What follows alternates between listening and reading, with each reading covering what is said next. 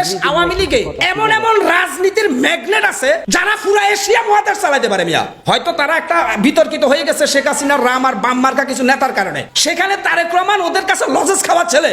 শেখ হাসিনা রাষ্ট্রে বিতর্কিত হয়েছে 2008 সালে যখন আওয়ামী লীগ ক্ষমতায় ছিল, তোফাইল আহমেদ, আমির হোসেন আমো, আশাদুজ্জামান নূর, জিল্লুর রহমানের কাছে তারেক রহমান কোন রাজনীতিবিদ? ইতিহাস সব সময় সত্যের সাক্ষ্যতা বহন করে, ইতিহাস কখনো ছাপাবাজের পক্ষে ওই যে ছাপাই গায় না। তারেক রহমান তিনি আসলেন, তার মা দেশের প্রধানমন্ত্রী ছিল, সেই হিসাবে মানুষ তাকে চিনছে জিয়াউর রহমানের ছেলে হিসেবে। তারেক রহমান এমন কি প্রবীণ রাজনীতিবিদ হয়ে গেলেন। এজন্য আমি বিএনপির ভাইদের বলছি, ভাই শেষবারের মতো আপনাদের বলছি, আগামী ফেব্রুয়ারির নির্বাচন যদি ন্যূনতম সুস্থ হয়, আমি চ্যালেঞ্জ করে বললাম মির্জা ফখরুল ইসলাম আলমগীর এবং মির্জা আব্বাস সর্বপ্রথম তাদের আসন থেকে বিপুল বড় পরাজয় বরণ করবে।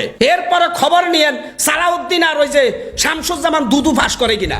যদি ফেব্রুয়ারিতে নির্বাচন হয়, এশারের নামাজের পরে যখন মানুষ টেলিভিশনের সামনে রেজাল্ট দেখবে যে বাবা 171 জামাত, বিএনপি 13, কোথায় লুকাবেন মুখ ভাই?